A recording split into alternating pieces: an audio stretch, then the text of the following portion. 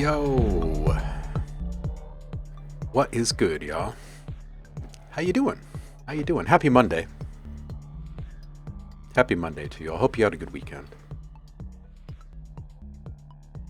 Yes, that is my favorite key as well. Busty's catbot. A B C D E F G sharp flat major class accordion.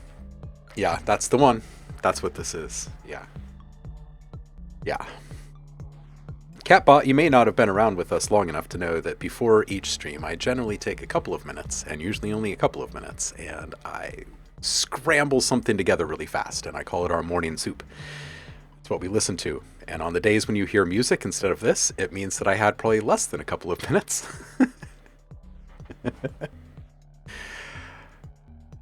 The key of yes. I love that. Okay, so who's here? Saffron's here. Saffron, hello. Appreciate you, dude. 58-month streak is a big streak, homie. 58 months. That's a long time, brother. I appreciate you.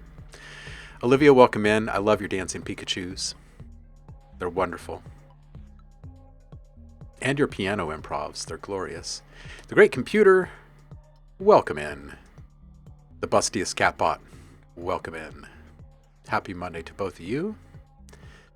Okay, let's see here.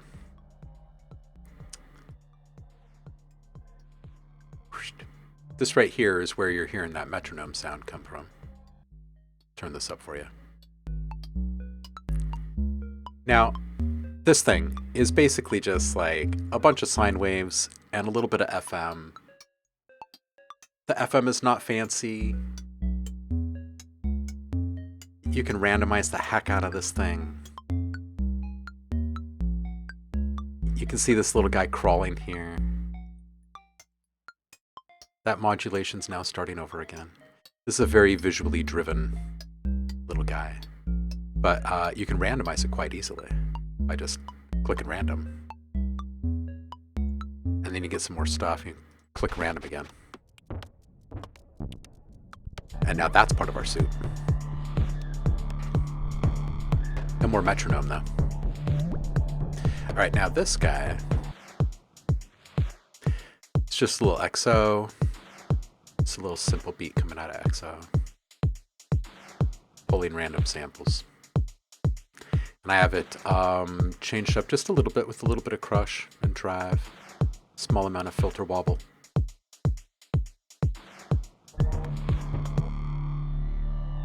It wouldn't be morning soup without metaphysical function.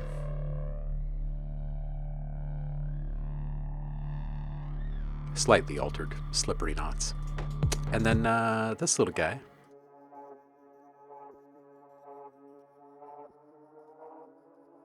Little modular rig that's being kind of pulsed by this thermal patch here. So it actually sounds like this on its own.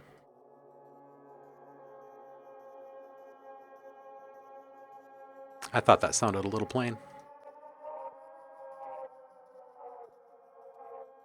So I did that.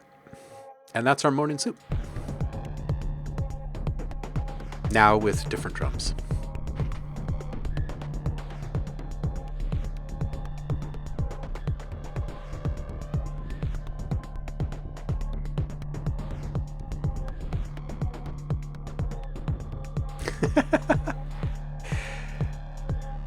Yeah, it's a little unfair when you're hearing the whole thing and you're like, this was all made in 2 minutes. That's insane. What the? I must suck. But no, it's actually, you know, when you're cooking inside of really old school reactor ensembles, it's all just very fast and easy. Atrolian, welcome in.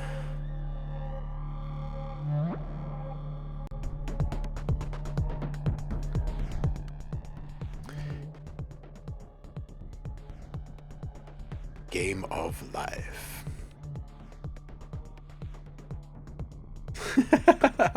Busty's Catbot says,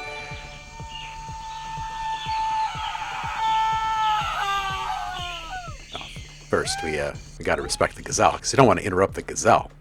You don't want to get that guy upset. Thank you, Liv. I appreciate you. Who just got that? Who just got that? Great composer. You've got sounds waiting for you over on the Discord. Make sure that your Twitch and your Discord profiles are synced up, and then you can grab what's in there. And I don't think I ever put up something new in there like week before last when I said I was going to. Did I?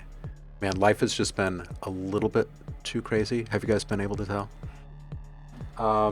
We'll get a new sound pack up there. So whoever subbed, go grab the sounds. You'll get more free sounds this week.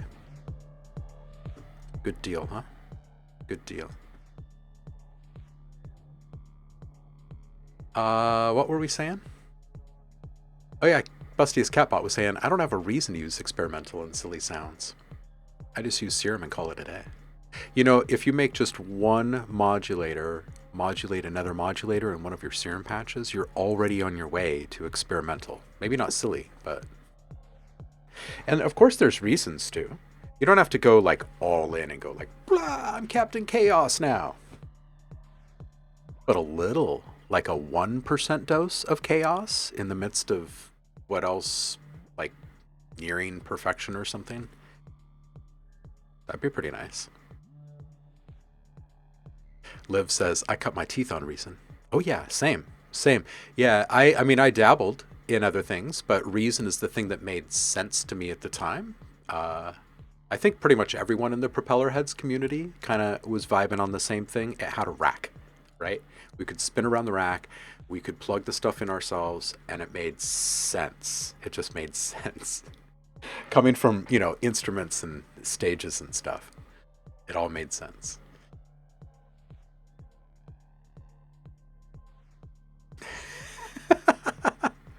Great Computer says, cracked it back in my adolescence. Oh my goodness. Olivia, you have given away 77 subs in this channel. What is up? Oh my gosh. I love you. You're wonderful. Spreading the joy out there.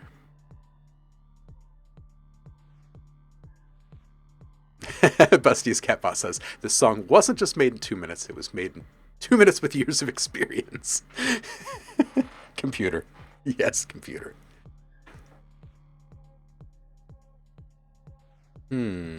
But wanted to be a bit cheesy, not sure about the word, French native. No, yeah, cheesy's good. Cheesy's good. It's not always an offensive thing to say a sound has like a cheesy quality to it. I think that there's absolutely like a time and a place for every sound, right? So cheesy sounds are necessary. Absolutely. Catbot saying, I used FL, got immediately overwhelmed by the Windows stacked on Windows, switched to Windows, but I tried Ableton and I could actually like see everything on the screen at the same time. That's a nice feeling. Liv says, it made me confused and intimidated, but I do think it was a great way to learn some basics about electronic music and signal flow. Computer saying, Rack Thing was dope, but I was too much of a beginner in music production to handle this. Yeah, I hear you. I feel you.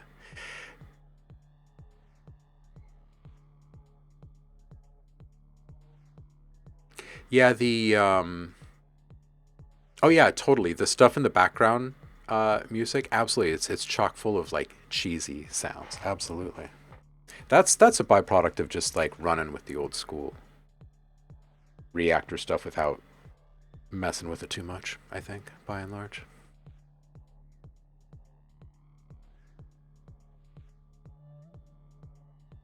Yeah, exactly. Exactly. Yeah. That's exactly how I feel about it too. Right? Like, where would we be in a world of video games without cheesy sounds? Everyone would be taking themselves so flippin' seriously all the time. You'd die and you'd be like, I'm done. I'm done.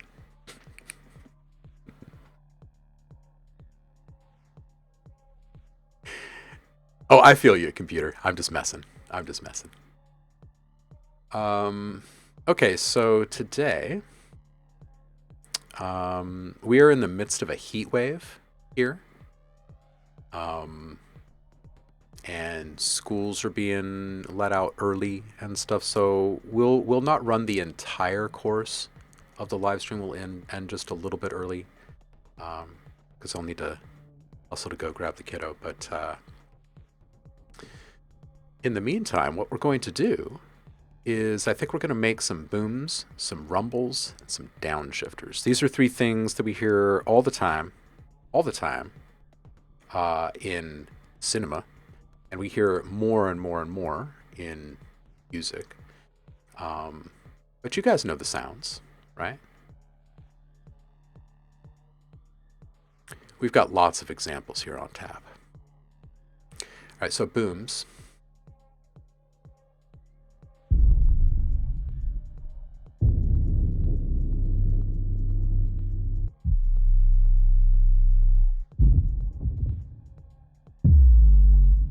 Now, if you're having a hard time hearing those, you might want to grab some headphones, because today we are going to work on some of these types of sounds.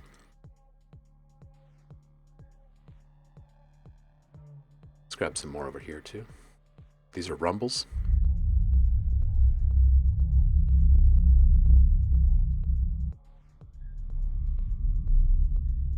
Big, big sounds.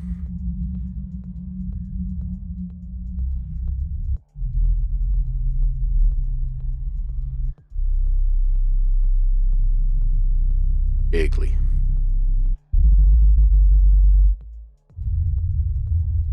But you're going to want to be able to hear them. So if you can't hear those examples, grab headphones, because mostly the stream is going to feel kind of silent if you don't have the ability to hear it. So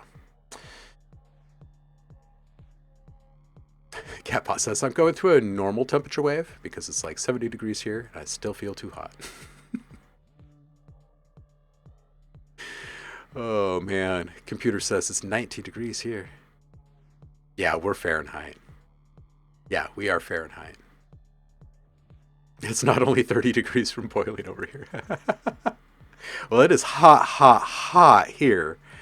I'm dropping off the kid today at the bus, and he goes to this charter school. So I take him and I drop him off for the bus, which picks him up in the parking lot of a different school, ironically, right? And then they go across town to the school.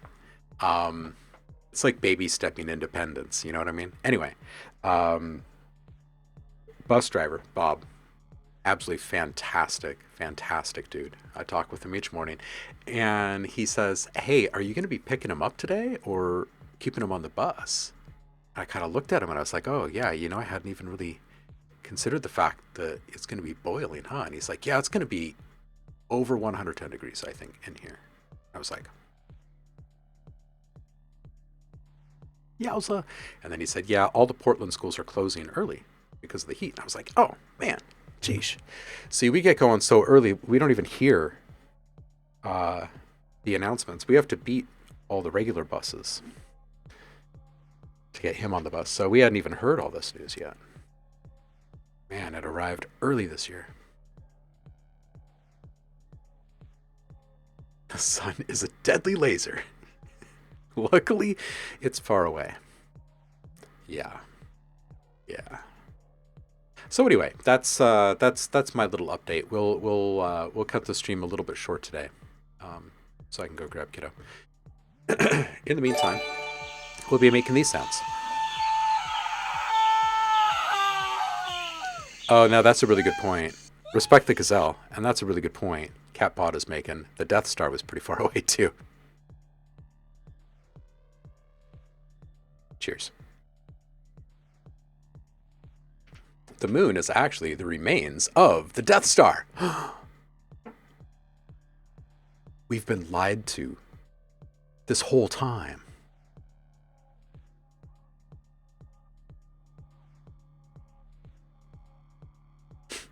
What's next? Huh? You're going to tell me that Star Wars was made in a studio or something? Come on. These conspiracy theories have to end. Seriously, though, the moon is actually the remains of the Death Star. Man. Unbelievable.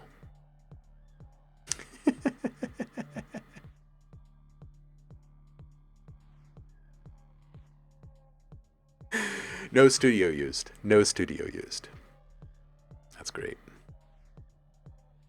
All right, what are we going to add? We're going to add a software instrument. We'll start with a couple of kontakt doodads, and then we'll move on from there. We're going to need a lot of different things for rumbles and booms and downshifters. Oh my.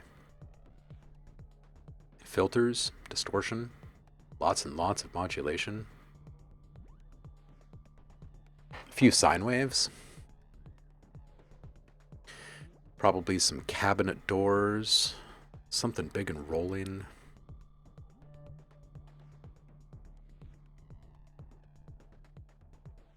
Industrial stuff. Definitely need some like junkyard stuff. Easy peasy. All right, so between these three categories of sounds, we'll shoot for 300 total out the door, 100 of each, which means we'll overshoot by a fair bit. This will end up carrying over into a couple of different live streams. Next live stream this week is Friday. We don't have a live stream this Wednesday. So we'll get back into these again next Monday, wherever we leave off today. So to get things started, why don't we go straight into damage? I'll just jump into this dumpster here.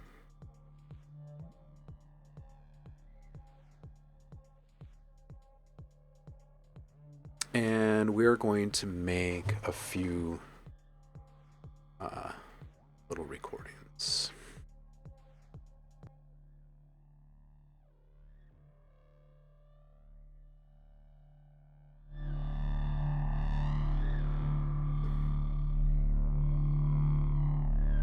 I don't think we really need all of this noise in the background here. So I'm just going to turn all of that off. Okay. And I'll turn on something in the background for us.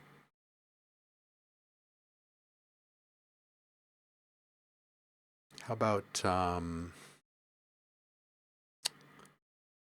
Oh, you know, we just made the stuff on the stream last week. We'll use that stuff.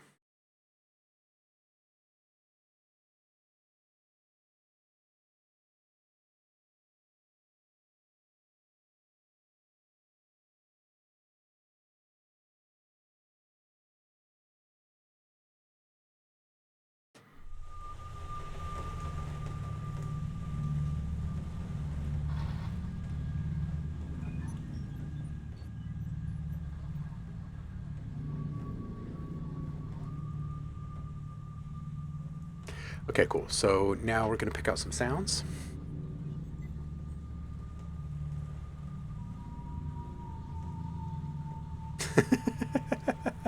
The first moon landing was a fake. Now Star Wars. Oh man, a real long time ago.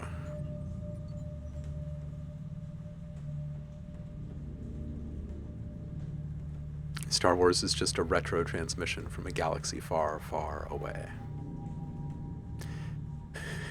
Lucas is nothing but a usurper. Oh, man.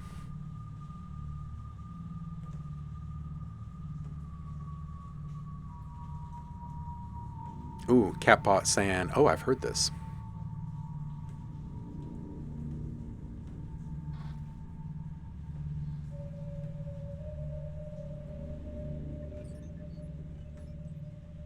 Okay, cool. So we got a little background music. Now let's play dumpsters, shall we? Everyone loves dumpsters.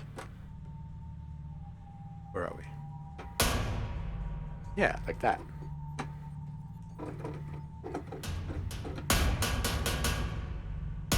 But I want it like...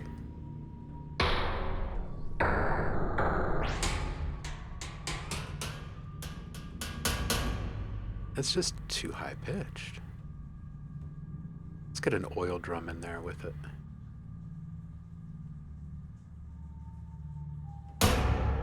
That's a little better. Let's take this first one down.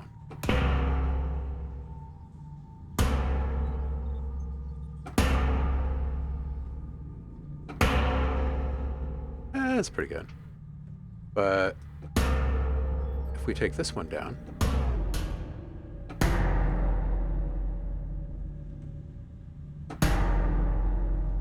ooh, that sounds so detuned. Yeah, let's do that. I'm gonna record a whole bunch of it's gonna seem like kind of pointless one-shots at first, but then we're gonna start filtering these things and everything will start to make sense soon.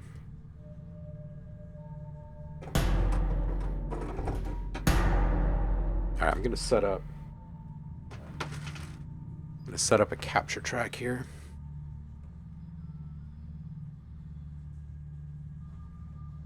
So I'm just going to set the output of kontakt to a bus. I'm going to use that bus as my input on my capture track. All right, so we will record enable that track, but we will solo this track up here. And now I can just do this.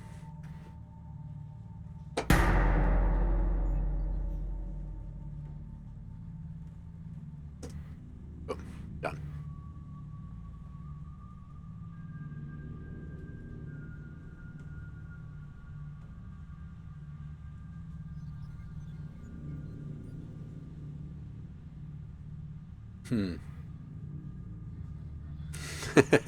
Catbot saying that high-pitched whine is basically a signature of this exact sound. I like using these kind of very clear-cut sine waves, especially in sci-fi type music. Computer saying, so cool, we're not so much on your stream to be able to engage so easily with you, Chris. It's exactly the kind of environment I'm looking for when it comes to live streams, which is why I barely use Twitch. By the way, you're using kontakt 7, not 8. Why? I noticed some display bug in kontakt 8, so I'm not using it. It's heavier, it seems. 2 reasons. 1, I tend not to jump into kontakt as soon as it comes out. For that reason, it's usually pretty buggy in the first build. But second, I typically only upgrade all of my kontakt stuff like every other year. And I do it in the complete bundle during their big 50% off discount sale. If you've been looking for a really good way to save a lot of money and get really high quality instruments and tools, that's really the best way to do it. Anyway, I've just been doing that for eons now, since the beginning of Complete, probably.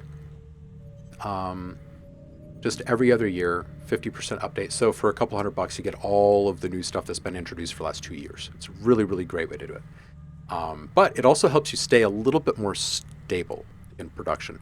If you really, really need one of these new tools really bad, you can always buy something standalone.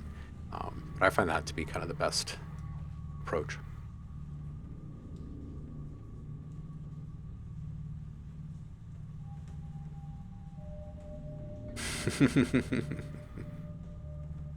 Yeah, Catbot, you know, you install what you have, and if it works, you keep using it. That's the way I see it. All right, so I'm just going to go, I'm going to make like a little ladder here. Okay, I'm going to take off this dumpster, and in place of it, I'm going to get out of metals here. I'm going to go into Epic Organic.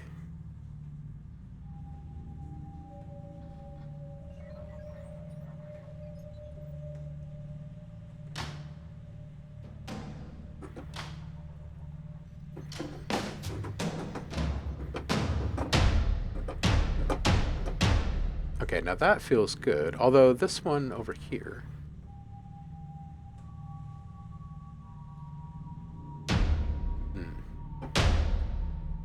that feels pretty good. I think I'm going to grab this one.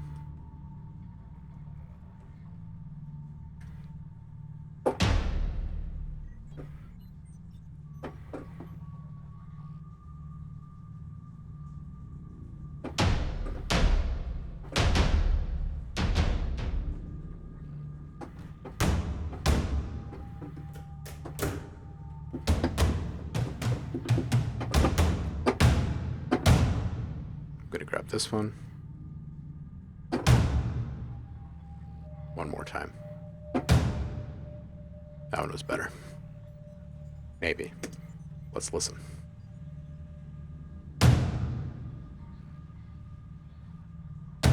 Actually, the first one was better, so we'll keep the first one. And we'll ditch the second one. All right, next. So basically, this process is going through and let's grab a couple of different samples at a time, maybe 3 tops right now to help thicken it up in some cases. But we want to grab a couple of sounds at least. And this is for like texture and variety in the delivery impact, because the large majority of the top end information of these sounds is going to be removed, and the low end maybe even enhanced a little bit, because these are going to be low end booms, right? So we want to hear some kind of texture in there before we start taking things away. Otherwise, everything else just ends up being like boom, boom, boom, and they're all the same. You know what I mean? So what we want are just like these weird little hard to describe nuances. That's kind of what we're going for here.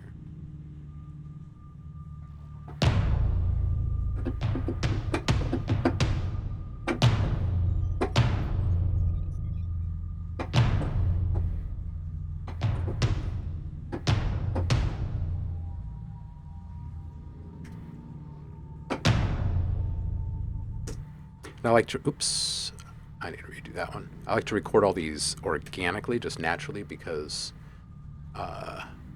you end up with all these different offset transients and stuff, and it helps all the sounds sound way, way better.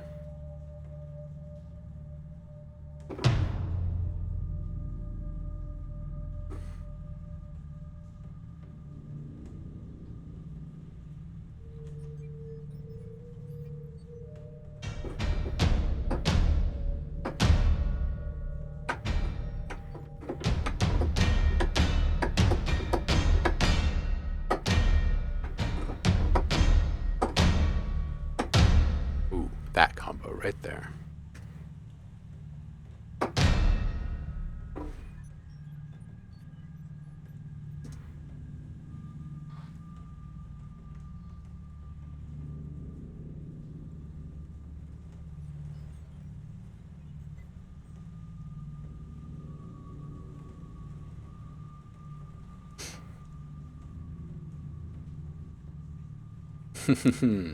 Catbot, absolutely.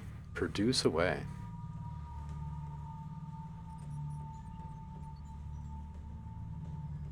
It's nice to have a shared studio environment with someone, right?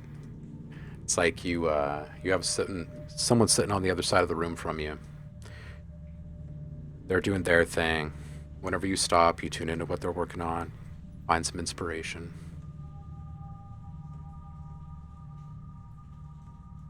It's a good way to do it.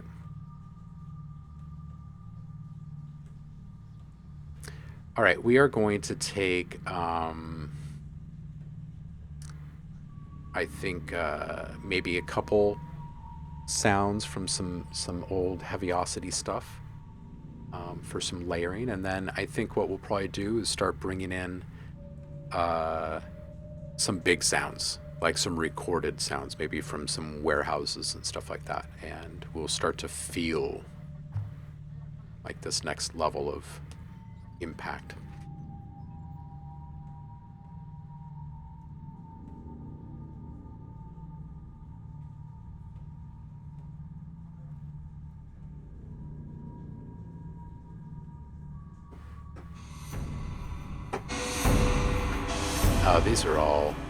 Those are all super processed.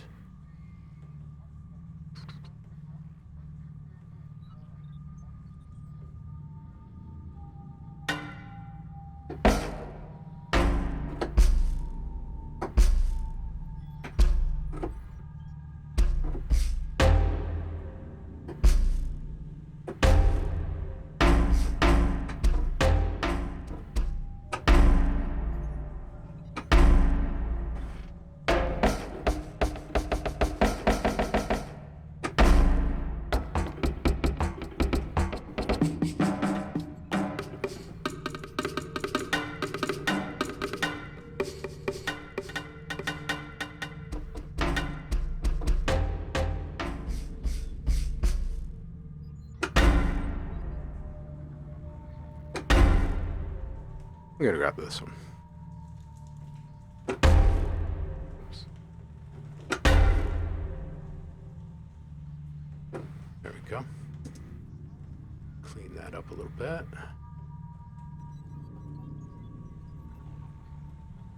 All right. Maybe one from this one. Definitely not out of that category. Percussive kit. Quacious slammers. No.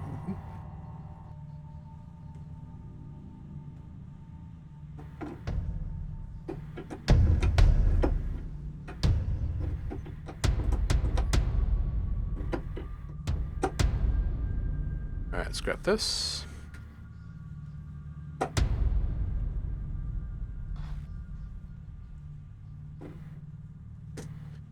Okay. How many do we have here? We have 1, 2, 3, 4, 5, 6, 7. Let's grab just a couple more. Vault.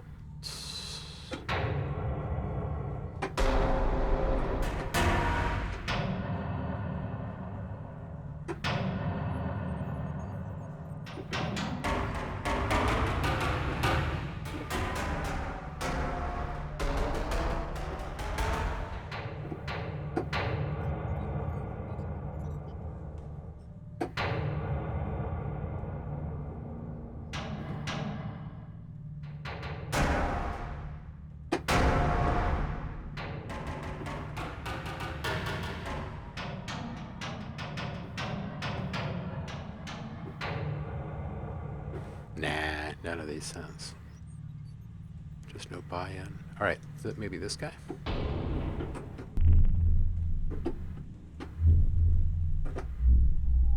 Nah, I'm not really into any of those. Okay, let's go all the way up to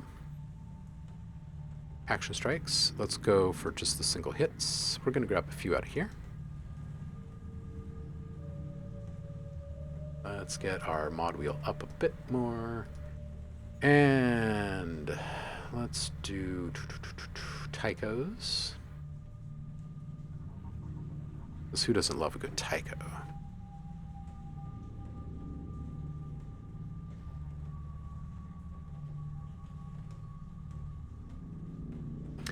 Catbot. I think it would be good to an extent. Like if there was a shared common space where people could like enter from their own recording studio spaces, like if they could close a door and have silence, you know what I mean? Like good Studio A quality silence when they close that door. I think, yeah, it would be a huge hit because people could produce outside of isolation and still be completely uninterrupted while working.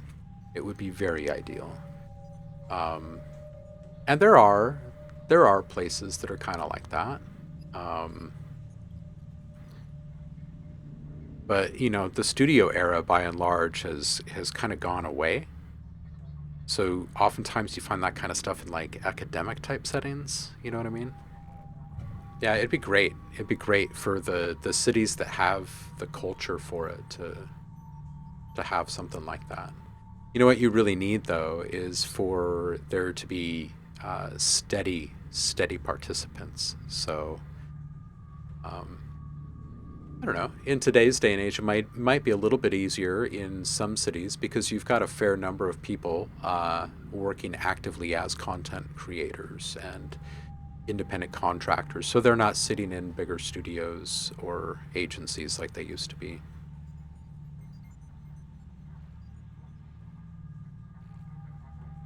I could see it perhaps working.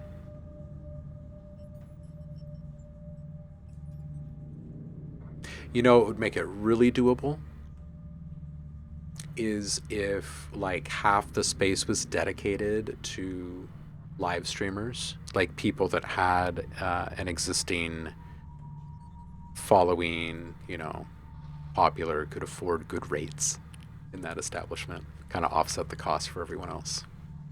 That would help. That'd be good. All right, back to business here.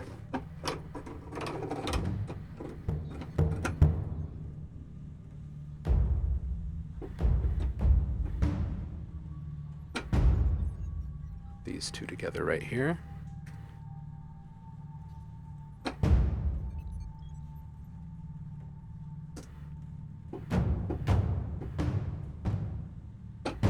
Ooh. These two together right here.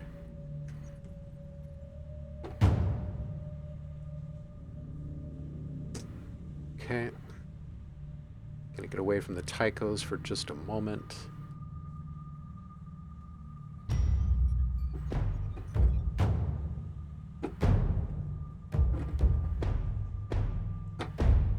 Ooh, these two together.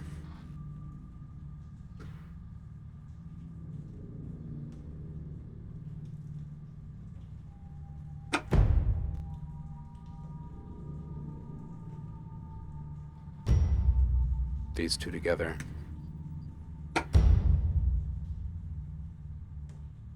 Okay, now how many of these do we have? Alright, so we've got 11 there. That's probably good for right now. We can always come back and record more raw samples. That's not a problem. I just want to move away from the libraries and get into some more industrial type stuff. There's a couple of different things we can do. Oops. That's not what I wanted to do. Go. Oh, and this is just running in the background. I'm gonna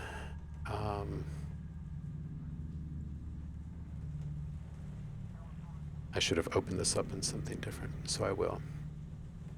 So that way we can keep our background music a bit more intact.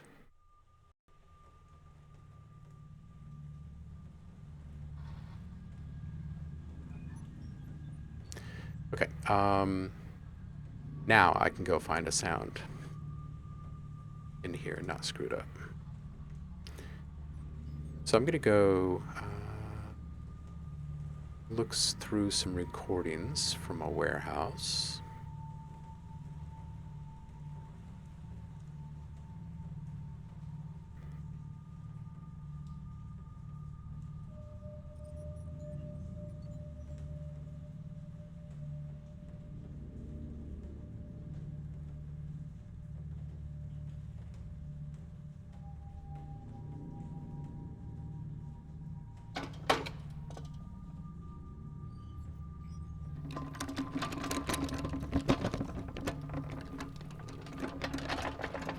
That's going to be a great rumble.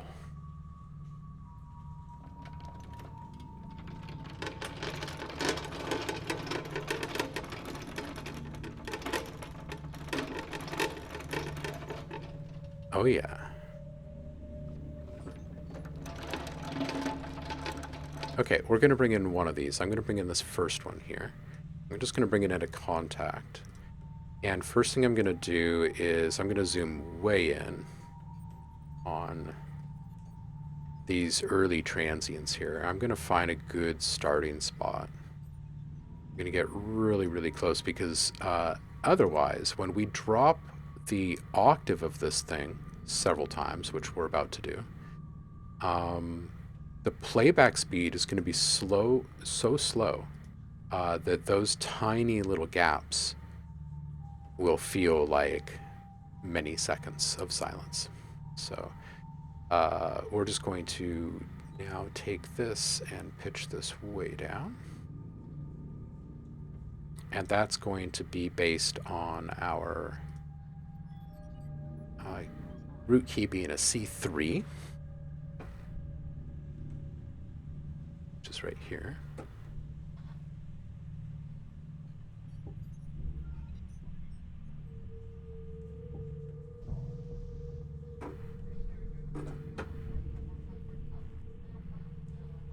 I'm going to turn down our background music a bit here. For a moment.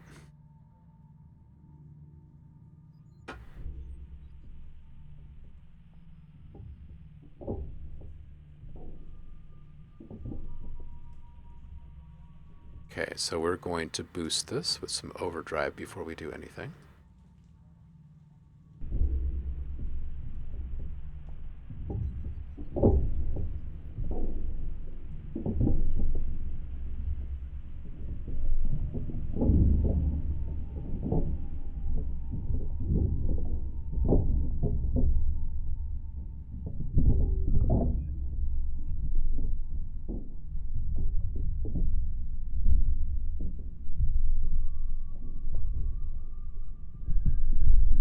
Ooh, there they are. There they are. There's the little thumps.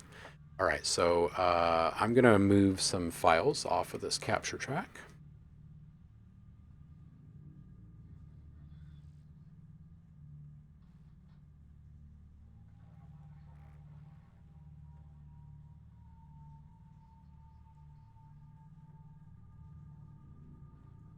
And what we're going to do is we're going to record some contiguous audio here. We're just going to get some rumbles. Now, if one of the thumps inside one of these rumbles sticks out to us as being like exceptionally great, we can harvest that as a standalone impact, a sub impact, and it'll feel really good.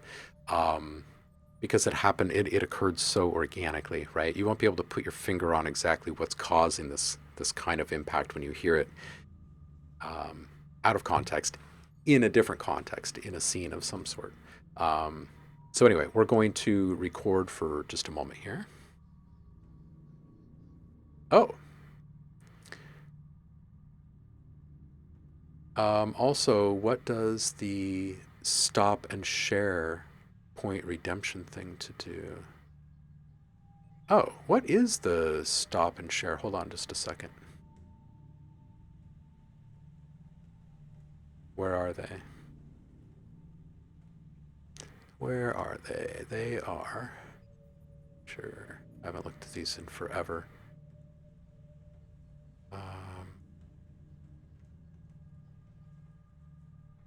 Stop and share.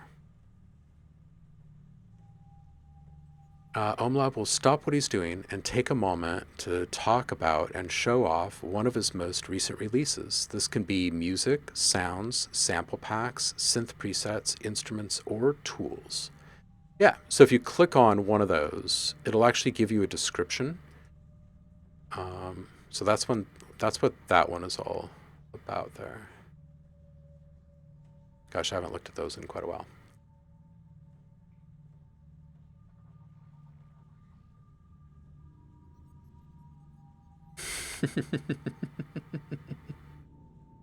Yes, we shall have a bountiful sample harvest, absolutely. No, I think you can click on it and get a description before you commit, I think. But that's what that one is all about. So if you want me to stop what I'm doing and talk about, like, listen to stuff with you, like, specifically, and talk about whatever you want about that thing, like how it was made or why it was made or how it's been used or whatever. Happy to do that. Okay, so we're about to record. Where was the note? Is it this one?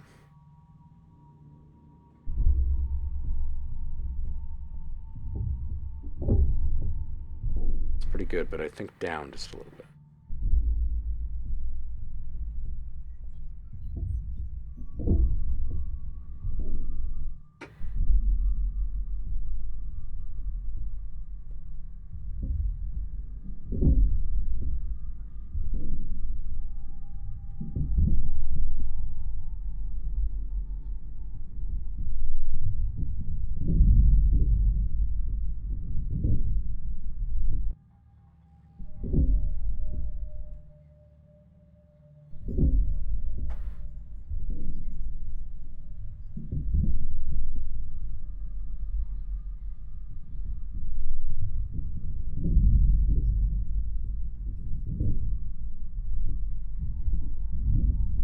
Okay, yeah, so we're going to record this note here. So, like, what will it actually do? I can just watch this as it plays. So here we go. It's going to be kind of quiet for just a moment.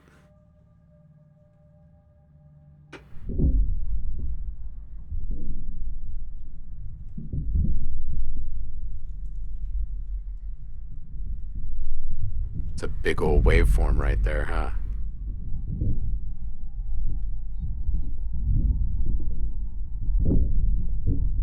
Oof, look how big and burly those are.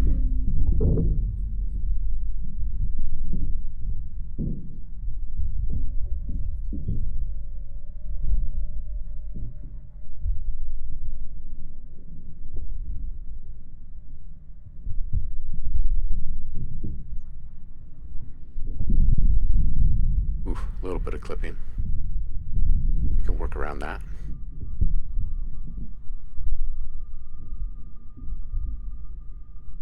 Super heavy rumbles.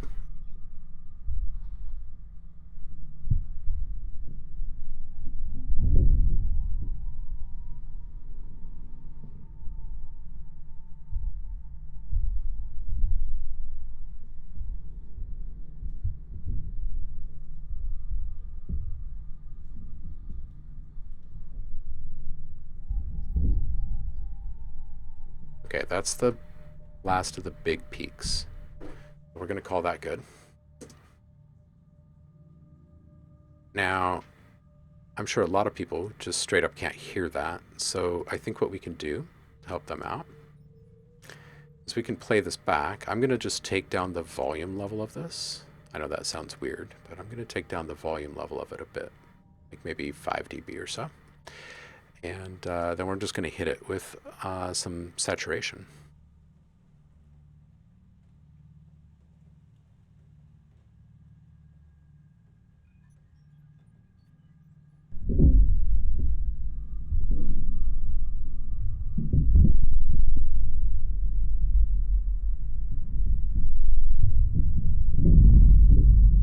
So see, now that we took away all those frequencies.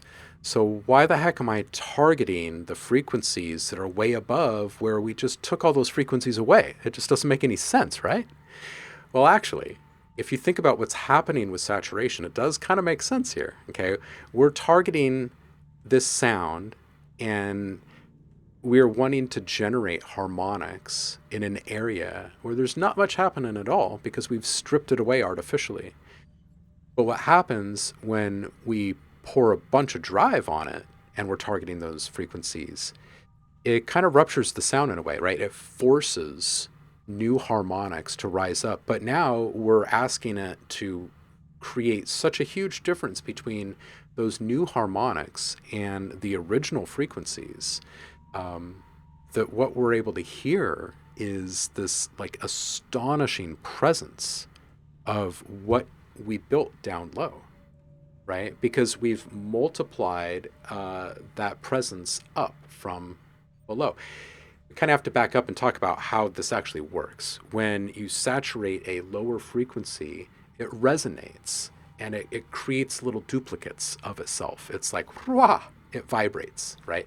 And those new little vibrations are registering and you can see it. You can see it in an EQ. Now, the more you agitate, the more those frequencies stick up. And then the more drive and amplitude is involved in that, the more separation there is from the original signal. So it makes perfect sense, really. We go from something that's hard to hear, like this, to something that's really easy to hear, like this.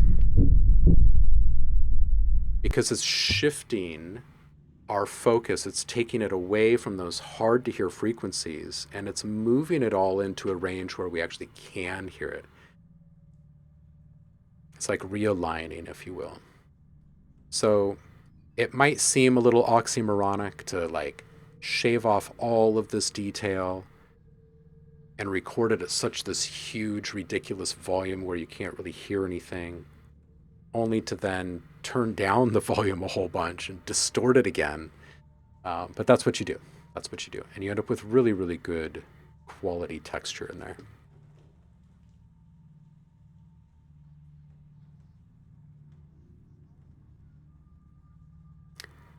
Low pass, drive, and overdrive. Yeah, computer. Liv says, man, genres are such a scam. Was reading about the difference between color house and complextro, and I'm gonna be real. There's a lot of arguments that suggest they're distinct genres, but I don't know if I buy it. I think the only functional difference is the culture from whence they came.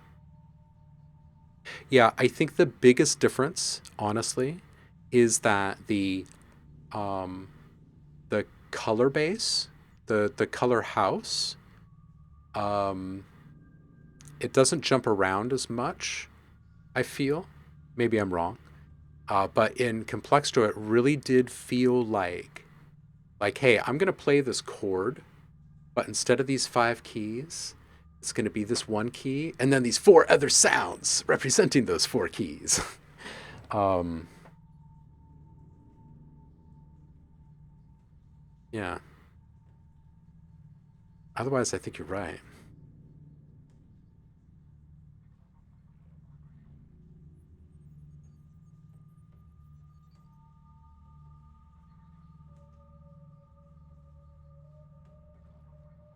Mm-hmm. I would agree with this. Catbot saying, I'd say that's what defines the differences. Complextro pulls more from glitch hop and melodic dubstep, while Color House pulls more from color bass. And where does color bass get its sound from? Says Olivia. Vocoding dubstep basses essentially through various different methods. Yeah, yeah. You're right, though. This is a lineage thing. This is an ancestry thing, Liv. Without Complextro, there could potentially be no color base. It's an order of operations thing. A lot of the same people that are making color base or were involved in bringing color base about were a lot of the people that were so into micromanaging their DAWs to make Complextro.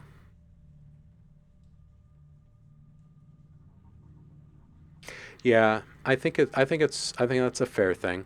You know, you got to remember that if you back up like a dozen years, maybe 15 years, and you look at the term bass music, when it was introduced and why it was introduced, like I was one of those people that was using that term bass music a ton at the time, because I didn't like that everything was being called dubstep, and I did like that there was all of this like kind of hyper subgenre naming stuff going on because it was all different. It was all so different. It's all so flippin' synthetic. You know what I mean? It's not rock and roll. It's like the next era of rock and roll, and um, I think it's absolutely a lineage thing.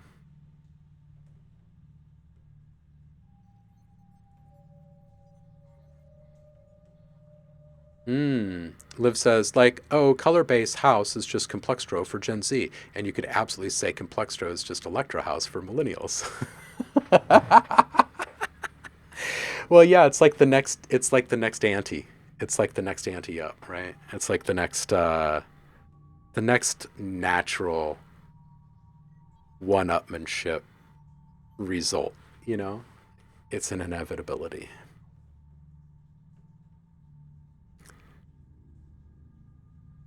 Ooh, here we go. See, Catbot, though, consumes this stuff regularly. And Catbot says, as somebody that listens to both Complextro and Color Base, it's easy for me to pick out the differences. But that's just because I'm experienced with both. Yeah, that is the other thing.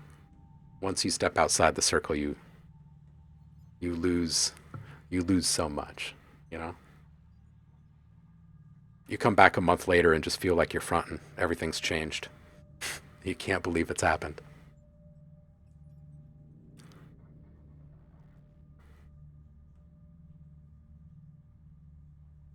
Oh, did I mention at the top of the stream? I meant to mention a couple of things. Um, One, you will not find the regular VODs on Twitch currently. You will find them. Where am I going? Discord? No, I'm going over here. You will not find them on Discord. You will find them over on the new YouTube channel, which is not the same as the old YouTube channel. I was just talking about that in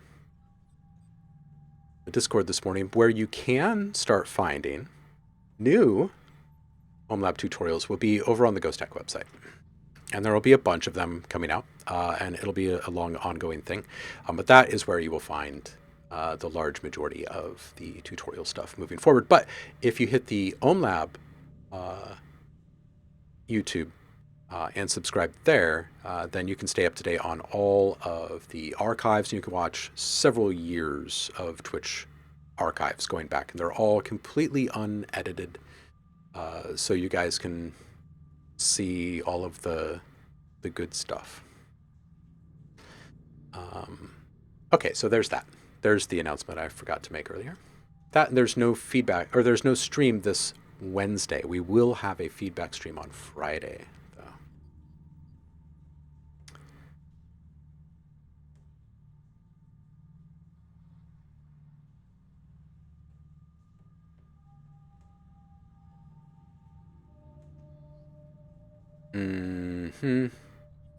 Yeah, Liv, I agree. I agree with what has kept you from making those genres over the years. Yeah, Catbot, I hear you. Saying the name is literally Complextro is complex electro. We just made it even more complicated. Yeah, Sven, welcome in. Happy Monday to you.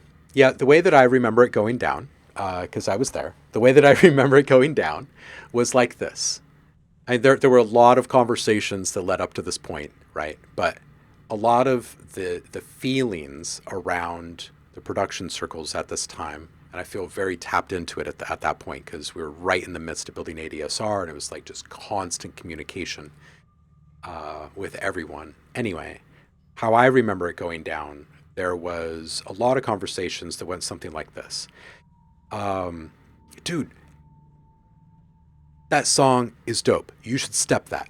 Oh, you should step that one too. Man, I feel like I've stepped everything. We've got to come up with something better. Okay, but what? Well, we've been making music with the same 12 notes forever. What do you think we should make it with? Oh, I don't know.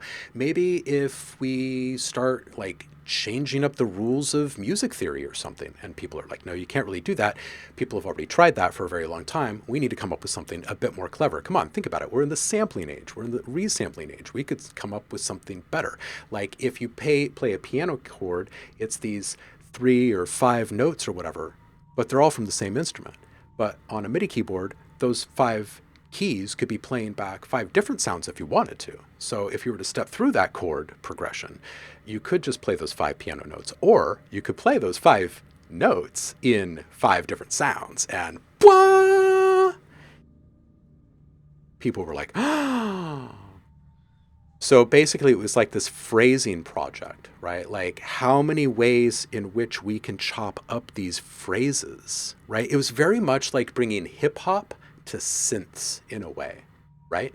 Like what exactly can we chop, splice, and edit here, right?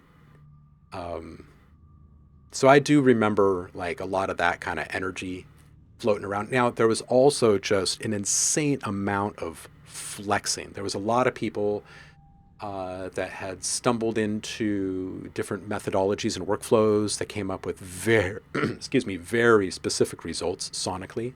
And they honed these things, right? And all of these things were in the very extreme edges of sound design at the time.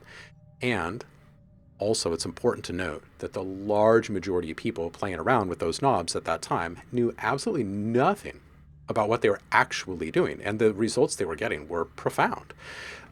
So there was just like a lot of mayhem for a little while. And I think that a lot of those kind of garbage sounds truly transformed into something really special in that time period, because you had people chasing Skrillex and trying to figure out like, how do I work FM synths to get what he got? Like, how do I do that?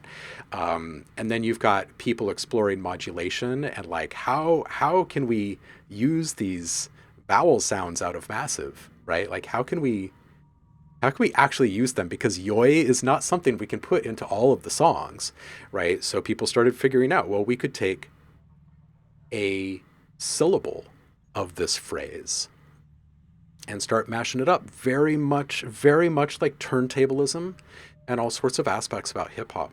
Yeah, and then I think it was just very organic because you take all of these organic ideas and the complex technicality of the tools involved and the types of outputs that people were achieving and trying to find ways to juggle those things together, and you get this thing.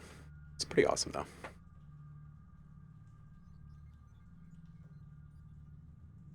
Hmm.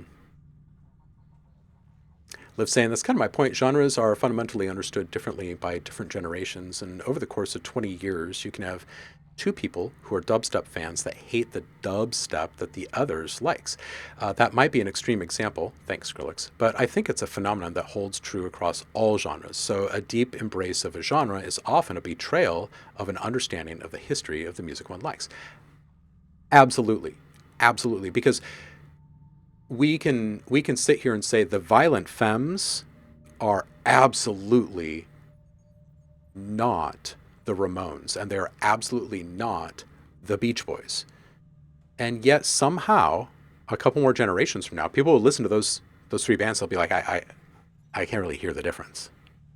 Like all three of them have electric guitar and drum and bass and a singer. Like I don't know what you guys are arguing about. They all sound exactly the same. They sound like they're kind of copying each other somehow.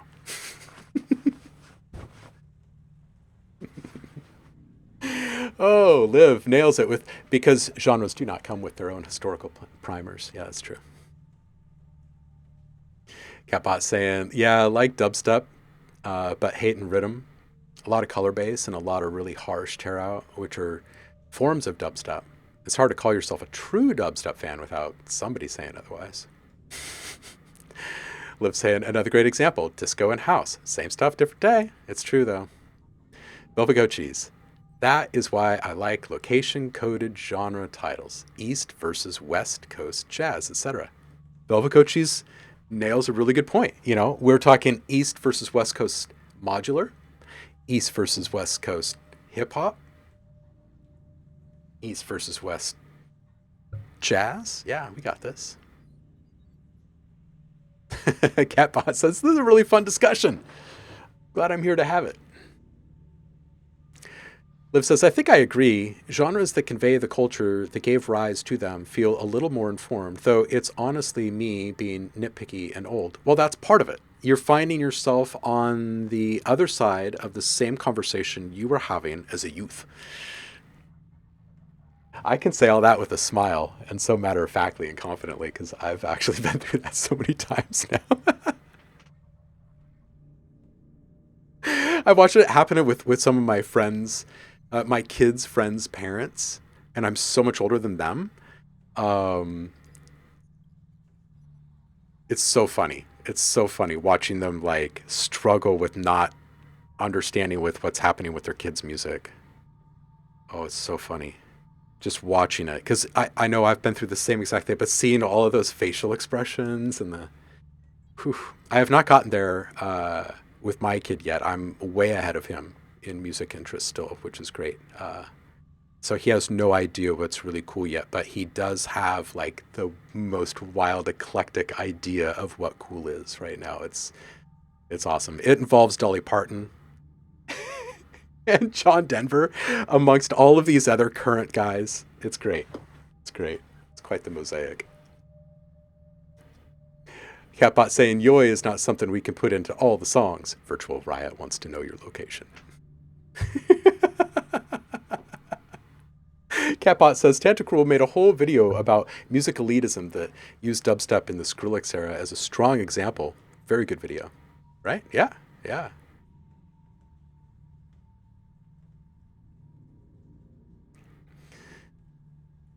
Yeah, it is. It is a struggle at times. Also, it's not Dolly Parton in this household. It's Dolly Partland, which he's just now starting to let go of. But for the past few years, he would stop every conversation in the room if he heard someone say Dolly Parton, because he likes saying Dolly Partland.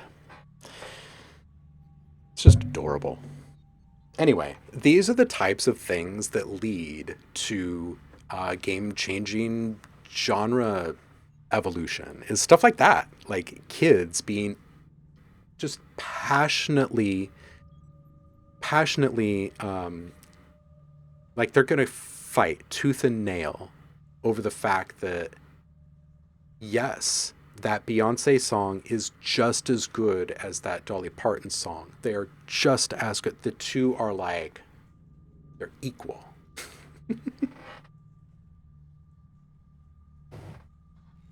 He's also got things to say about Poison and new bands too, right? Like Cohen Sound. Yeah, it's good. So anyway, the way that genres actually happen and change, and people turn on genres and people turn on bands over time. Yeah, it's has way more to do than the listener in the chair than it has anything to do with the artist in the studio or on the other side of the screen or whatever. Yeah. Dolly Apartment. Ah!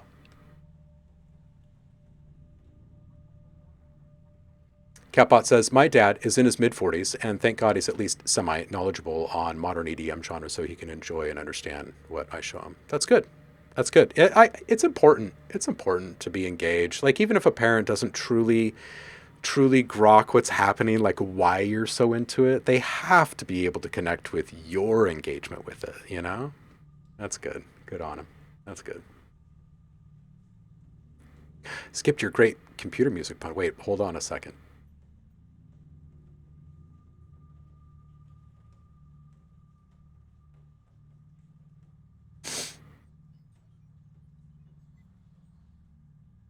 Oh, there is also great computer music. But hey, I found it. I found it. I fall way behind on chat. That was good. It was worthy of calling attention to. All right, so where were we? We got way sidetracked there. We went down the little rabbit hole of mansplaining something when I was supposed to be explaining this distortion thing, right?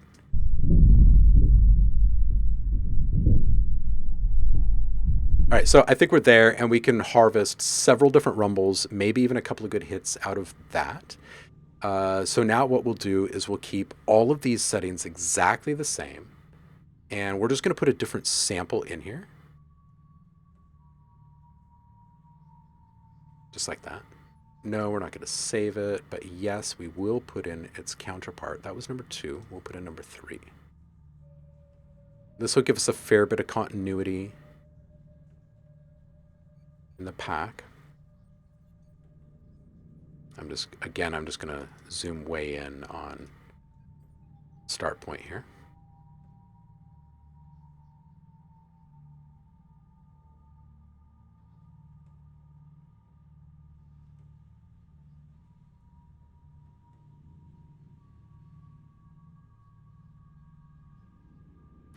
Okay, and I'm going to add another capture track here. I'm going to move this one down.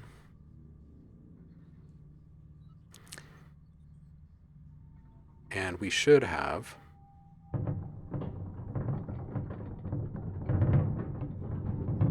yeah, we do. We have good audio here.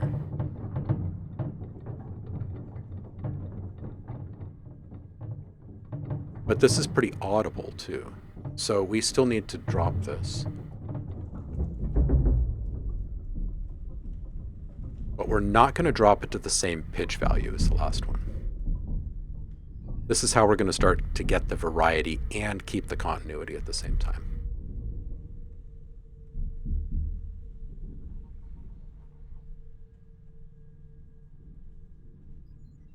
Okay, I think this is probably where the sweet spot is.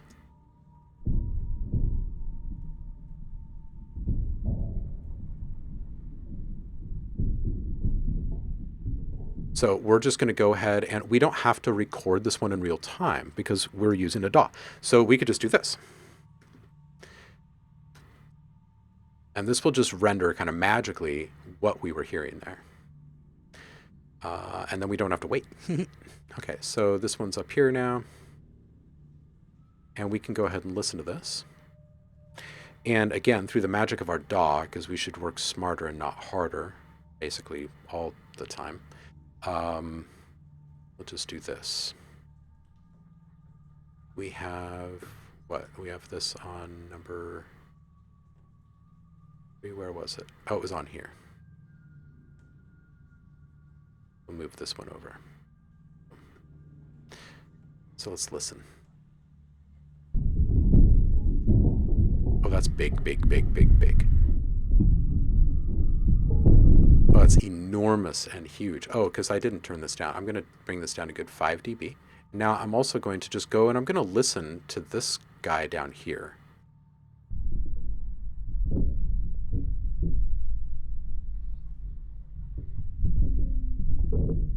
Okay, and this guy again.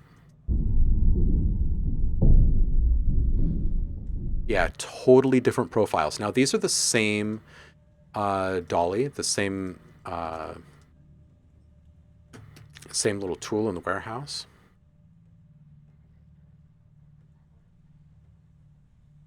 We're just treating it slightly differently each time. Okay, I'm going to take out that sample. I'm going to do the same thing again. We're just going to flip it. This gets a little bit faster with each iteration, as you're seeing.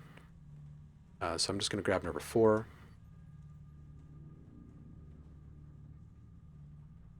Again, I'm just going to zoom way in and get right up against these early transients.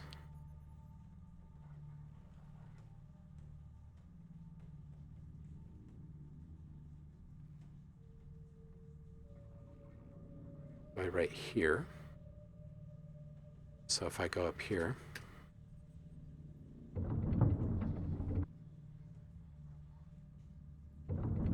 okay, we got to get up there quicker.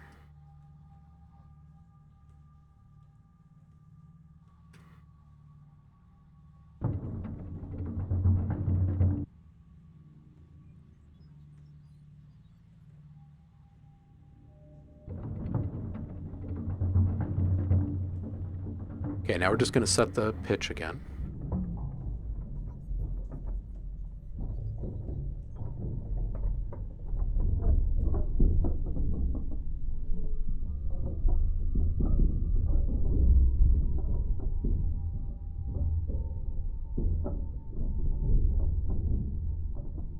Okay, probably something like this. Okay, so I'm going to go ahead and print that one so we don't have to wait and listen to it all.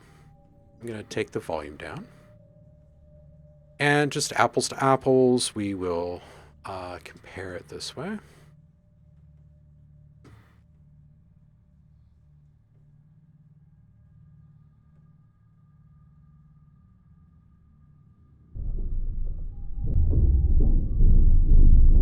Oh my goodness, that's huge.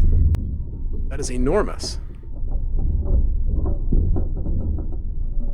Enormous, I tell you. Okay, so we've got these huge Leviathan sounds now. This is great. We have one more recording. We might as well just go ahead and do it since it's only going to take us like... We have a couple, it looks like. Wait, was that 3? Was that 4? Let's see. That was 3.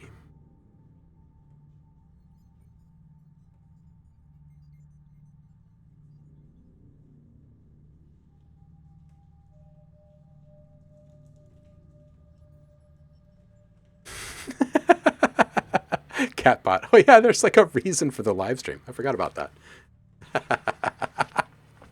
That rumble is giving me cognitive dissonance, says Velvet Goat Cheese. Yeah.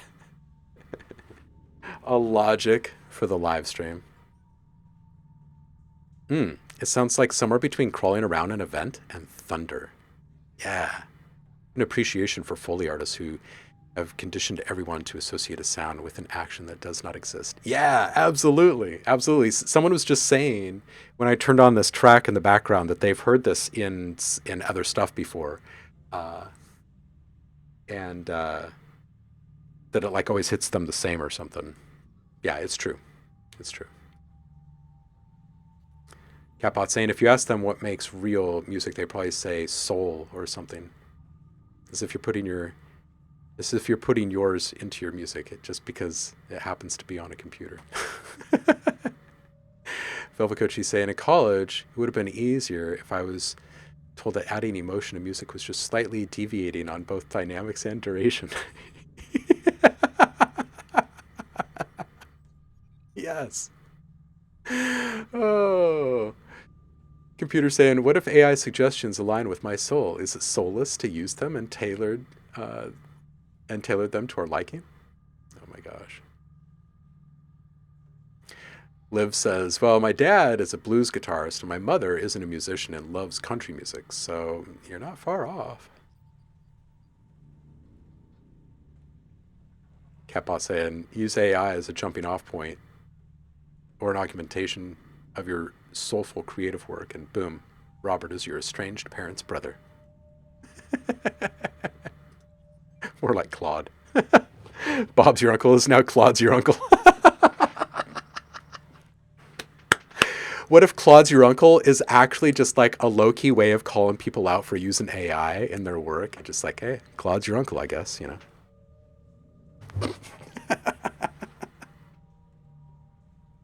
Dwight Yoakam's razor.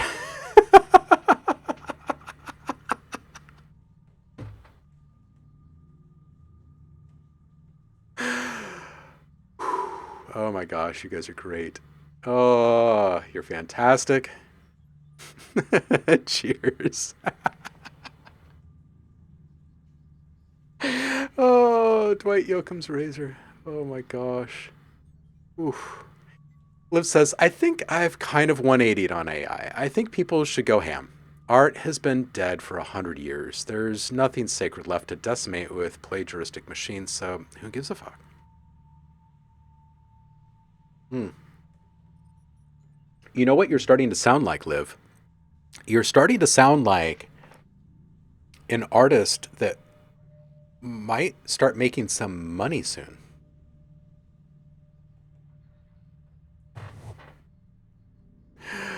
Oh. I stumbled into this truth at a really young age, and it's kind of upsetting. It's kind of upsetting.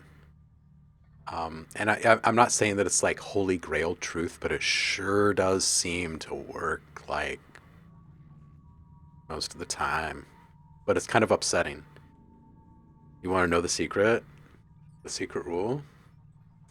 So I was always able to like make money with music. And it was upsetting to some of my friends who made way better music. Um, and are just constantly pouring themselves into it. And this frustration just kind of grew and grew. And here I am, the one that wasn't even taking tapes of like recordings of shows home and stuff, like just like leaving everything. I had this idea, and they all felt that it was unhealthy, but I don't know. I feel like it's kind of helped me keep my sanity over the years. That I just don't really care. Like nothing is actually precious. It's not that I don't care about music, and it's not that I don't care about what I create. It's just that I don't hold it in very high esteem or expect much from it. Because why? Like all I did was do something for a bit. It was in that moment. I don't think it should really have reverberations forever, or I don't understand why it does in some cases anyway. So I just kind of like create and let go. And it's just like, whatever. Like I made that, yep, boom, that's done. I was going to make it anyway, so it doesn't really matter what I got out of it. I was going to make it anyway, and I just keep going. But I think that is kind of a secret to success in all of this, and not feeling like something is precious allows you to part ways with it um, in pretty much any way. So you never really have hangups about putting your toes into the water with with like a certain genre or with a label or with a collab or any of it, or putting stuff up into a marketplace or whatever. It's just never really kind of occurred to me as something that should stop me at any point in time. I just kind of keep moving forward, but it's all just because of like this kind of non-precious relationship that I have with the air, the wiggles in the air. Yeah, that's the that's the that's the secret that a lot of people just really don't want to hear, because it's not saying that like, well, you shouldn't pour all of yourself into something. That's not what I'm saying. But caring less about it once you've gone through the process of making it to whatever level of awesomeness you desire, like that whole process was the thing, and letting go of it is the next thing. That's the next part of it. So you can be free and clear to make the next thing. Yeah, I don't know. But it certainly does work. Dwight Yoakam's razor.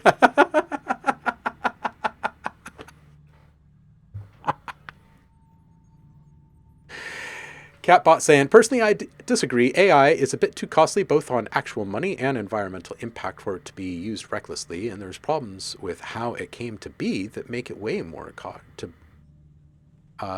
make me way more cautious with it. Yeah.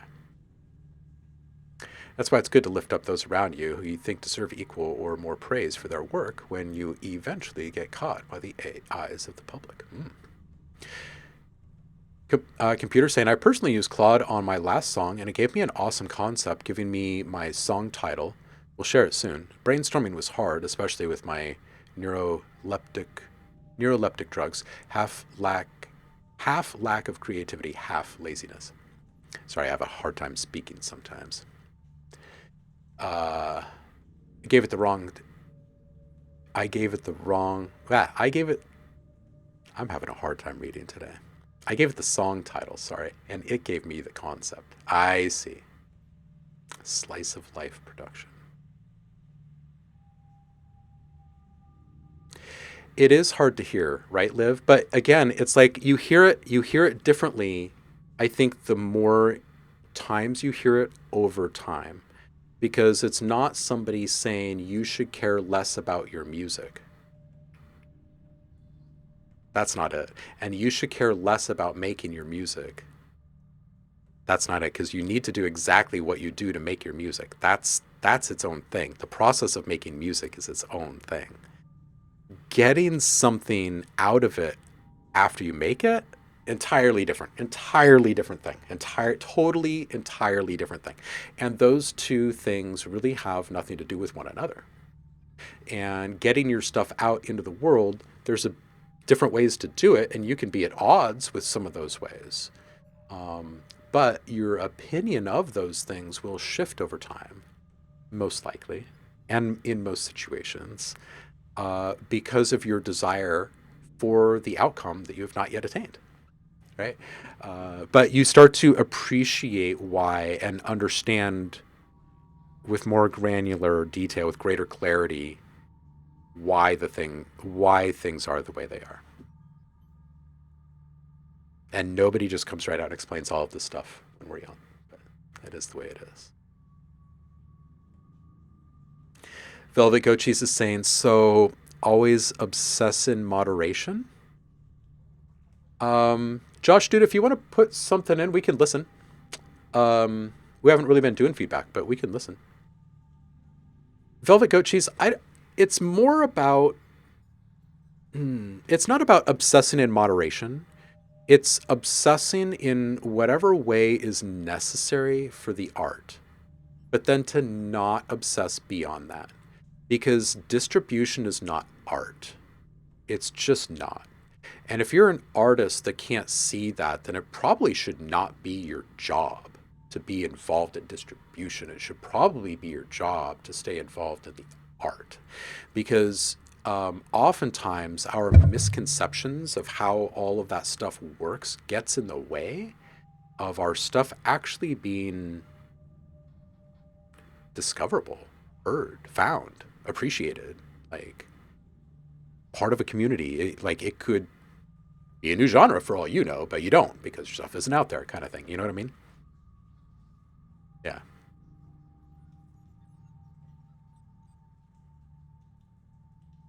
Liv says, like Tibetan sand mandalas. Yeah, actually. Yeah. It is kind of like that, except for the fact that these things are there for you to revisit. I think that like each time you go through the conversation, it's a baby step toward getting through this veil that you yourself have put there. I'm not speaking to you directly, Olivia, but everyone that has this, because I myself have gone through all of this too. But anyway, we put up like these walls or these veils or whatever, and we say, this is the thing. That's the reason why I'm not doing X, Y, or Z. And it takes us a long time to actually cut through that thing, even though people have like volleyed many things at us, like, oh, you don't need that thing there. It would be easier if you just took that thing away. But that really is just all of it. It really is just all of it. And it's not that it's not like Tibetan sand in the sense that it didn't go away and you didn't destroy it. Like finishing something and allowing it to move on to be heard by people is not destroying it. And earning money from what you do, regardless of what you do, is not destroying what you did. It's being compensated. It's being acknowledged. It's being appreciated. But it's certainly not destructive. It's certainly not harmful. What it does do is it gives roots and the ability for life force to be an option for the art, though. Great Computer says, but I want to produce my music solely on my creative power. It's more about lyrics and stuff, maybe concept to spark ideas when struck. But if I can go to someone I know to give me advices or suggestion, I'm in. Yeah, for sure. Yeah. Yeah. Yeah. Yo, Nano, how you doing, Ben? Yeah, the West Coast is insane. Whew. It's not looking good out there. Oh, Josh, you dropped something. We can listen.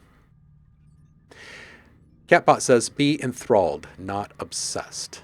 That's when destructive perfectionism can get in the way of making something truly great. So I think, yeah, before we get to what Josh made, let's really quick just dive into this, because this is super, super critically important, okay? Because this is obsession for the sake of a very specific artistic outcome as part of a workflow is not the same as destructive obsession over a subject matter or something that isn't as ephemeral, right? If you're talking about the obsession of like there's so many things that involve order of operation and timeliness, right? So if you don't do something exactly the right way at exactly the right time, you're not going to get the outcome you want, which means you have to obsess to a certain degree to even discover that little situation to begin with, right?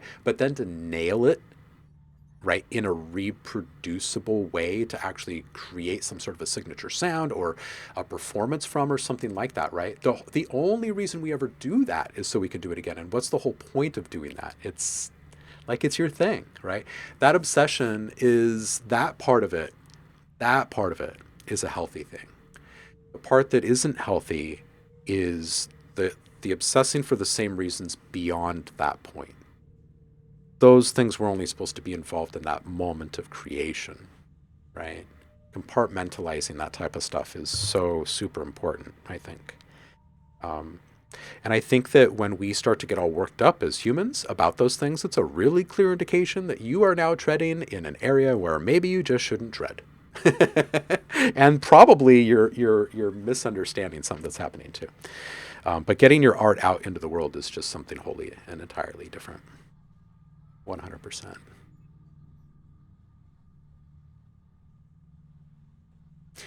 Yeah, Catbot saying financial compensation is not an invalidation of the soul of your work. Yeah. Oh, American Josh, dude, that sucks. Saying, well, the East Coast just got me Lyme disease again for the second time. That sucks, dude. I'm sorry to hear that. Good to hear you're well, Ben. Let's listen to you guys.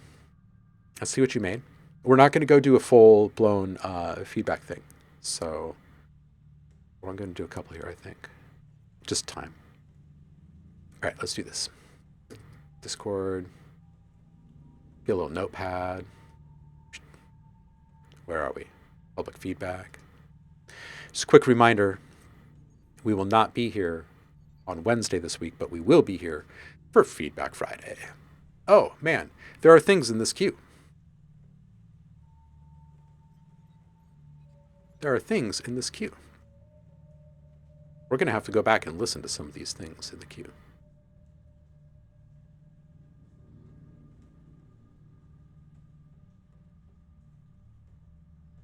All right. Let me turn off what I have going in the background here.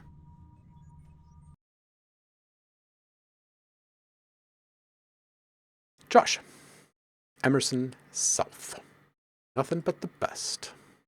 Hand over that hot sauce and leave the heat to us. Hot sauce. For a limited time, Create Your Own Pasta has a new... I could play a song for you, but my hands are cold, fingers is tired. And I could write you a lullaby, but I'd probably mix the words up, 'cause my heart ain't right.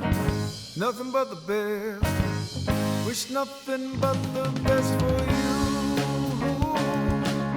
You know it's true, and I could make you my whole damn life, wrap you all in my world and treat you right. And I'm sorry to my wife, all she gave me was everything, and all I gave her was strife. Nothing but the best, wish nothing but the best for you. You know it's true, nothing but the best, I wish nothing but the best for you. You know it's true, yeah.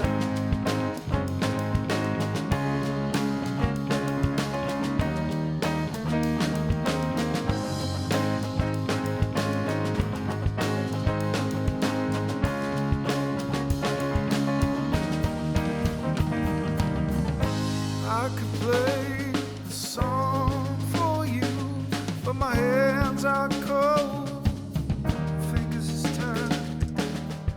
And I could write you a lullaby, but I'd probably mix the words up and break down and cry. Nothing but the best, baby boy, nothing but the best for you. You know it's true, nothing but the best, baby boy, nothing but the best for you. Come on in, do it one time for me now.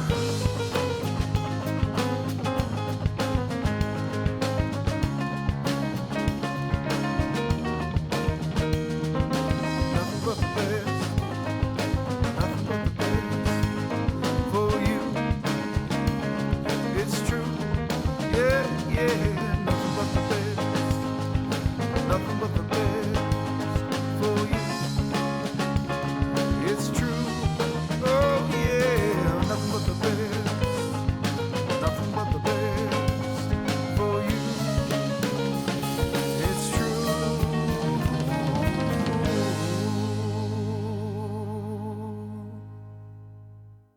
Yeah. All right. Kind of want a little distortion on the vocal to bring it up, bring the texture up a little bit. Kind of like, wow, I have no idea what this was supposed to be. To the mix. That's what it was supposed to be. The mix. Kind of like Greg Allman or something like that, right? Just a little bit of saturation, just kind of thicken the whole thing up and give it a little bit more kind of forward leaning position. Drums want some saturation too, I think, wanting the toms and the snare to feel thicker, and the toms can ring a little bit when that fill happens. And usually if you hit toms with some overdrive and target around like 5 to 7K, you'll start to hear that ring that you hear in real life come through in the recording. The ride cymbal and hi-hat both feel just a little bit weak for the level of energy coming from the vocals, so those can come up a bit too. Piano solo needs to come up, I think. It felt really withheld keeping the piano at the same level. So bring the other things down a little bit, piano up, but that also puts a spotlight on something else that you might need to go back and take a look at, which is just volume automation in general, right? As the song progresses, keep everything in your arrangement window the same way, open up all your automation lanes, and as you're listening, as a fan now, think about emotionally, would it be better if the guitar came up right here as it came in? Because that would feel like a little more impactful, right? And maybe the bass, should the bass come down a little bit for this other solo? Because I can hear it just a little bit too much here, I think, right now, right? And start making these like kind of critical changes with your volume, but do it with your volume automation in time so you can go back and hear it in context again later. I think that's your next step on this one. Computer, let's do this.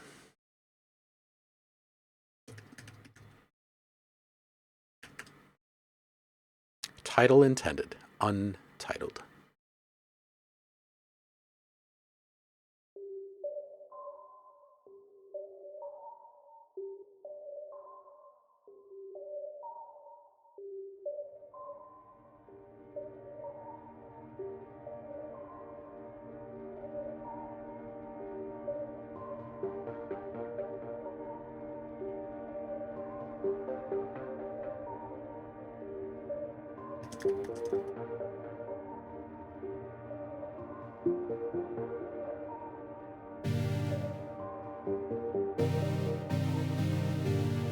While searching for a title for this piece of music, I suddenly heard something unexpected. There is none.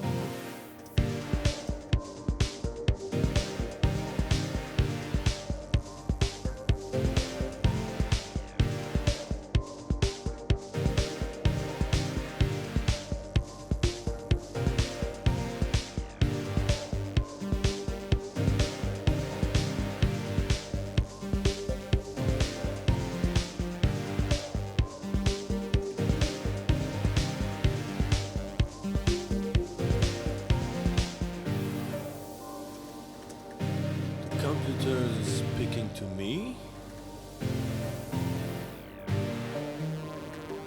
What you are hearing right now has no name. Still, it exists.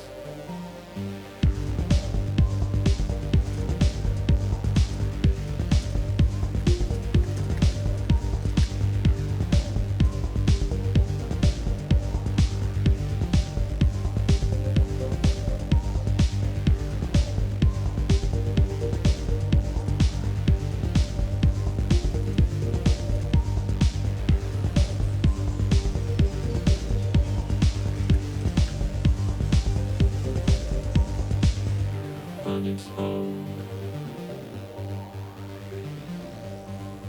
it exists.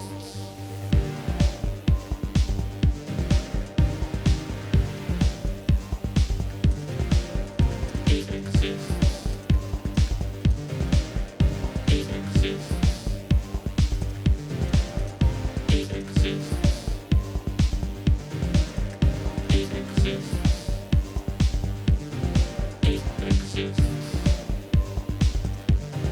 It exists. It exists.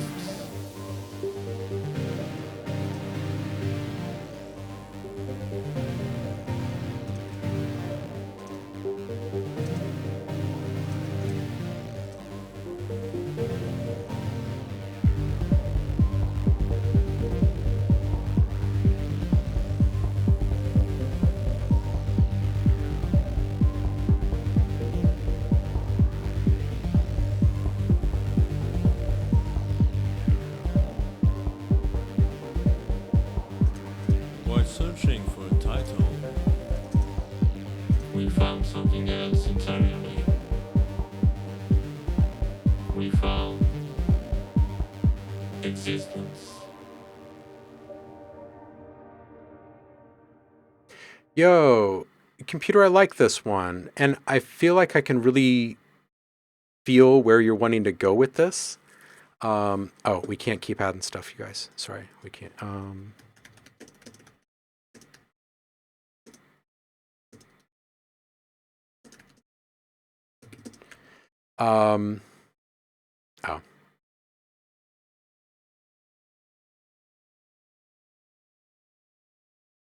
There we go. Okay, dialogue up. The lead synth, I think it feels really good. Good texture, little sizzle to it. I like this. The vocoder, I think, can use a little bit more of the original signal for greater clarity, and then saturate to help define the edges a little bit more. I really like the song, and I like where you're at mix-wise so far, but I do feel like it's lacking this sense of dimension. So there's a couple of things that you can do to help this. One is just find greater separation between each of the sounds, right? So more distance between each one volume-wise, stereo position-wise, frequency-wise. There were a few different sounds that I could hear where you could shave off maybe a couple 100 hertz down low, like maybe on this ARP that was off onto the side. It's kind of low. If you shave off the bottom half of that, things get more clear in the mix, and you can just kind of relay that to a whole bunch of different things in the mix, I think. Just kind of tidy things up with an EQ a little bit, and that's going to help each individual sound feel a bit more isolated in the mix. And that is going to create a feeling that you can kind of fall into the space between those sounds, which is important. At 317, this section that kind of sits for a little bit, there's some room for some volume changes. I don't think you'd have to change much else in that area to help keep it really interesting. But if you had very simple and subtle volumes fluctuations running throughout this thing on like 5 different elements in the mix, it would make it feel a little bit more floaty and a little bit more like a good backdrop to what's happening with the vocoder. But I do believe that the vocoder needs to sit up on top of everything just a little bit more and have a little bit more of the original signal and a little bit more well-defined edges to the whole thing. Yeah, you bet. I can put that in a thread.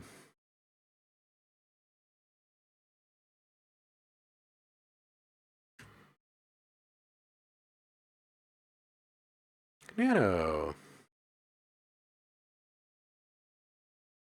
What's Nano making? You are welcome, computer. Yes, as Catbot just pointed out, not a full feedback stream. So I have to just limit this to just a few because I gotta run out the door in a bit.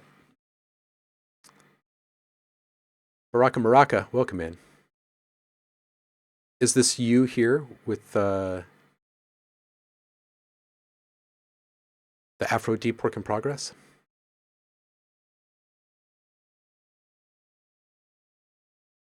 That's you. Okay, great. Excellent. All right. Ben, let's do it.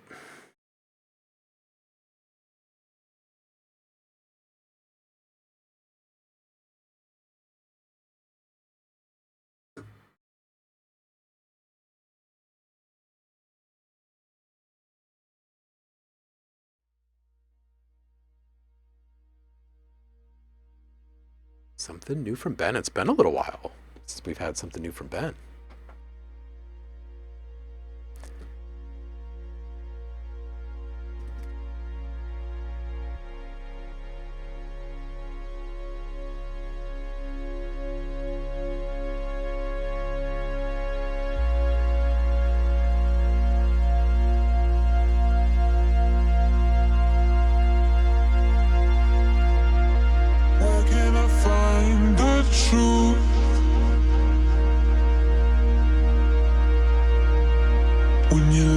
In a body of a lie,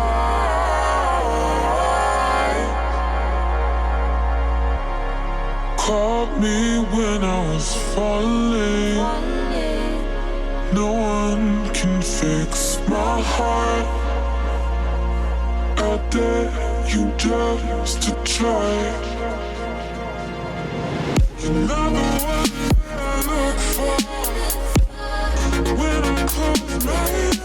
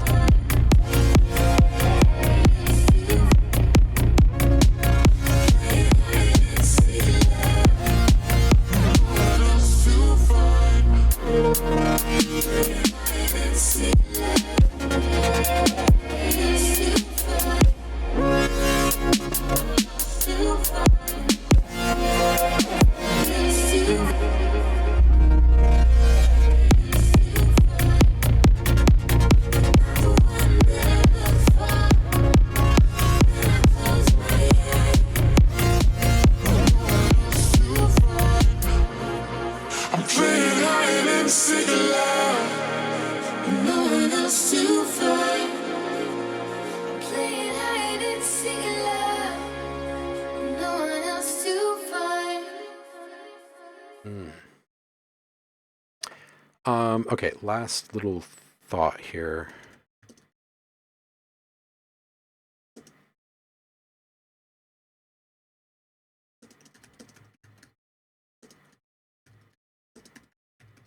All right, really great intro.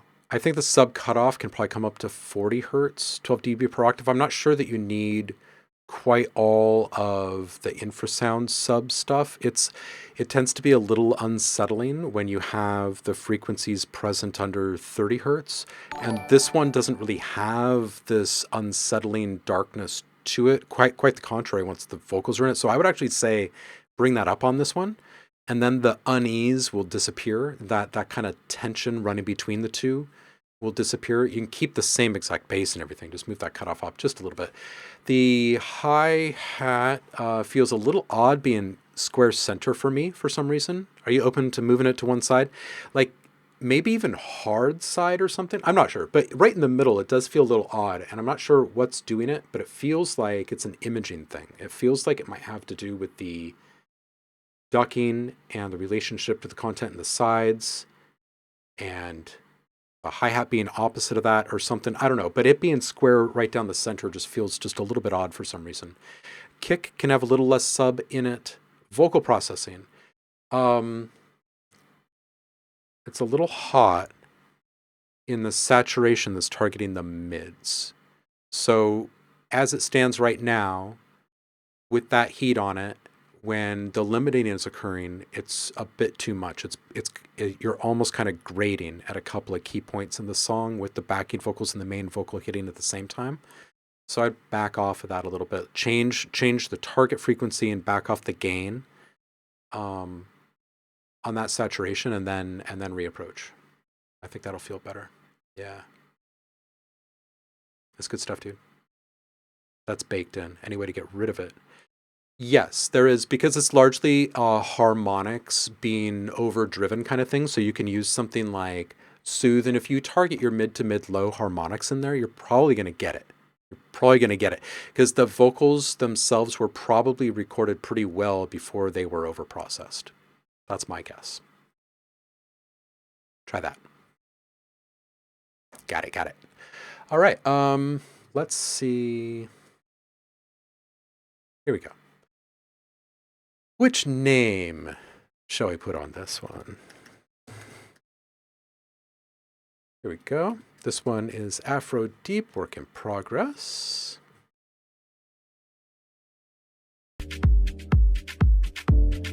Ooh. Ooh.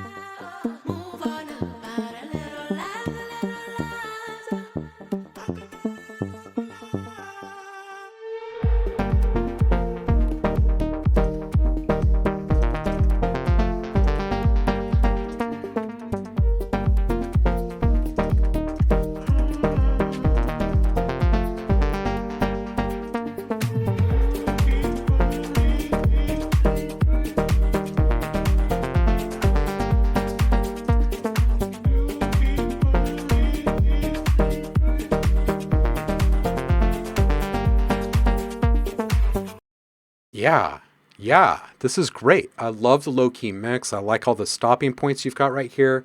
Feels like really, really good position work. I think that I kind of want the main vocal, I kind of want the reverb on that to bleed out into the sides a little bit more of the mix. I think it'd make the whole thing feel quite a bit bigger and more open and more ethereal. And I also want to come back and listen to something really quick here.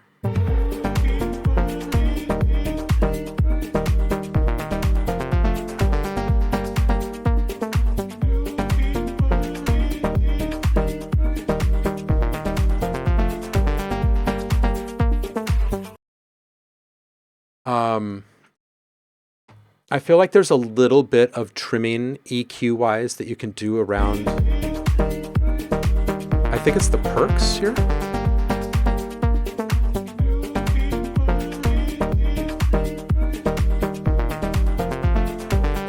Yeah, I think it's maybe a perk in here. I don't think it's the shakers. There's something in this little rhythmic groove here that you can EQ a little bit tighter on the bottom.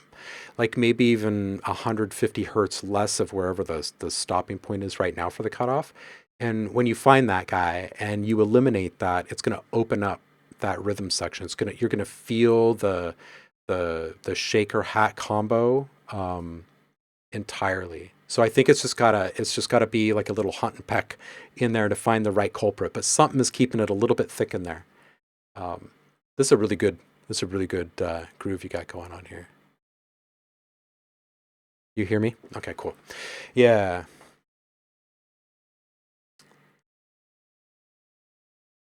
Hey, Catbot, it's okay. That's okay. Catbot's worried, saying, I feel like we didn't actually do much of the purpose of the live stream. It was mostly discussing genres and now the feedback. Hey, it's okay. You know what? Much like I was saying earlier about, don't take the music and the sounds and make them too precious. Same with the live stream. I'm horribly, tremendously, awfully busy outside of these live streams, which is why I fail to put up new free sounds and stuff all the time. Anyway, or forget to change the live stream schedule when there's not going to be a live stream or something. Anyway, these are breaks. This is a break from the madness. So even though I like being highly productive on streams, and when I say, I'm going to make these sounds, it's great when I make 80 of them or 150 of them in a stream or whatever, and I hear you guys be like, I don't know how you make so many or whatever. Those are good streams to have. Don't get me wrong. But I also do these streams to connect with all y'all and make sure that if you are bringing some feedback, you get some feedback when I can, because that stuff's important. So it's not like the agenda is super, super precious. It's got to be protected. We got to be upset if we fail at it or anything like that. It's all good. We're going to be back at it in a couple of days. We won't be here on Wednesday.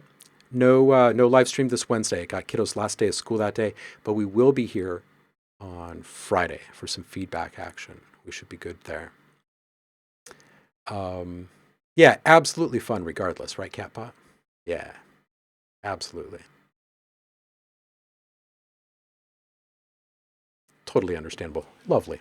All right, kitty cats. Let's do this. Oh, and Nano, Ben, sorry I couldn't listen to the second one, dude, but we can listen to it next time around. If you're going to be here on Friday, always good to have you here on a Friday. Hope you've been well, homie. I'm going to come over here. I'm going to kick the box and see who's up.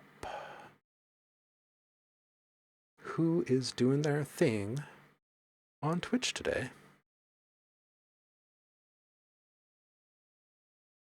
Who's doing it? Let's see. We're going to go visit E-Town. All right, y'all. You know the rules. Don't eat the food in the fridge. Always pass to the left. No live stream on Wednesday. We're going to be here back on Friday. Make sure you show up early. Bring your track. If you want to be heard, show up early and drop it in the Discord early. And then we will listen to you. Until then, I hope you stay inspired and make awesome things. And I can't wait to hear you. All right, let's go see what E-Town's up to.